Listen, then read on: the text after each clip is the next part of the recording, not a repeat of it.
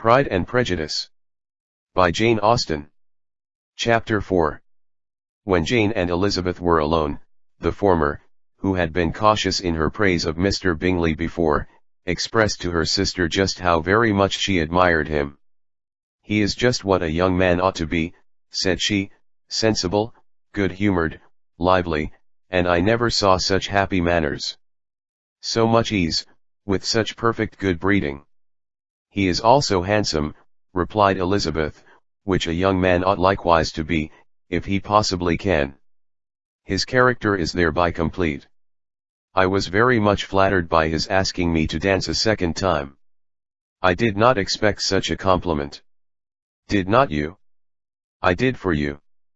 But that is one great difference between us. Compliments always take you by surprise, and me never. What could be more natural than his asking you again? He could not help seeing that you were about 5 times as pretty as every other woman in the room. No thanks to his gallantry for that. Well, he certainly is very agreeable, and I give you leave to like him. You have liked many a stupider person." "Dear Lizzie. Oh, you are a great deal too apt, you know, to like people in general. You never see a fault in anybody. All the world are good and agreeable in your eyes. I never heard you speak ill of a human being in your life.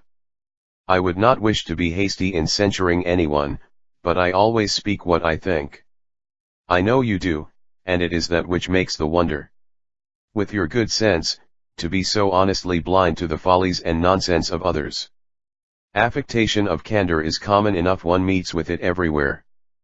But to be candid without ostentation or design to take the good of everybody's character and make it still better and say nothing of the bad belongs to you alone. And so, you like this man's sisters, too, do you? Their manners are not equal to his. Certainly not at first. But they are very pleasing women when you converse with them. Miss Bingley is to live with her brother and keep his house, and I am much mistaken if we shall not find a very charming neighbour in her." Elizabeth listened in silence, but was not convinced.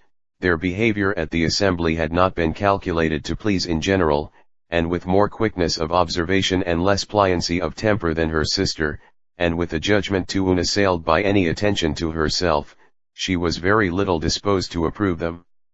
They were in fact very fine ladies, not deficient in good humour when they were pleased, nor in the power of making themselves agreeable when they chose it, but proud and conceited. They were rather handsome, had been educated in one of the first private seminaries in town, had a fortune of £20,000, were in the habit of spending more than they ought, and of associating with people of rank, and were therefore in every respect entitled to think well of themselves, and meanly of others. They were of a respectable family in the north of England, a circumstance more deeply impressed on their memories than that their brother's fortune and their own had been acquired by trade. Mr. Bingley inherited property to the amount of nearly £100,000 from his father, who had intended to purchase an estate, but did not live to do it. Mr. Bingley intended it likewise, and sometimes made choice of his county, but as he was now provided with a good house and the liberty of a manor, it was doubtful to many of those who best knew the easiness of his temper, whether he might not spend the remainder of his days at Netherfield, and leave the next generation to purchase. His sisters were anxious for his having an estate of his own, but though he was now only established as a tenant, Miss Bingley was by no means unwilling to preside at his table, nor was Mrs. Hurst, who had married a man of more fashion than fortune, less disposed to consider his house as her home when it suited her. Mr. Bingley had not been of age 2 years, when he was tempted by an accidental recommendation to look at Netherfield House. He did look at it, and into it for half an hour, was pleased with the situation and the principal rooms, satisfied with what the owner said in its praise, and took it immediately. Between him and Darcy there was a very steady friendship, in spite of great opposition of character. Bingley was endeared to Darcy by the easiness, openness, and ductility of his temper, though no disposition could offer a greater contrast to his own, and though with his own he never appeared dissatisfied. On the strength of Darcy's regard, Bingley had the firmest reliance, and of his judgment the highest opinion. In understanding, Darcy was the superior. Bingley was by no means deficient, but Darcy was clever. He was at the same time haughty, reserved, and fastidious, and his manners, though well-bred, were not inviting. In that respect his friend had greatly the advantage. Bingley was sure of being liked wherever he appeared, Darcy was continually giving offence.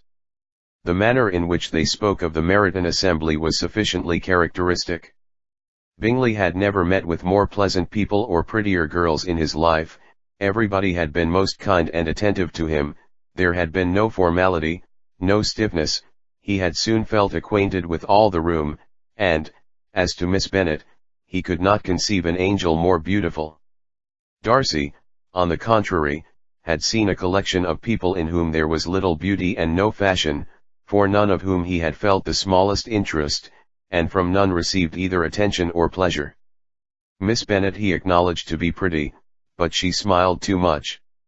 Mrs. Hurst and her sister allowed it to be so, but still they admired her and liked her, and pronounced her to be a sweet girl, and one whom they would not object to know more of. Miss Bennet was therefore established as a sweet girl, and their brother felt authorized by such commendation to think of her as he chose.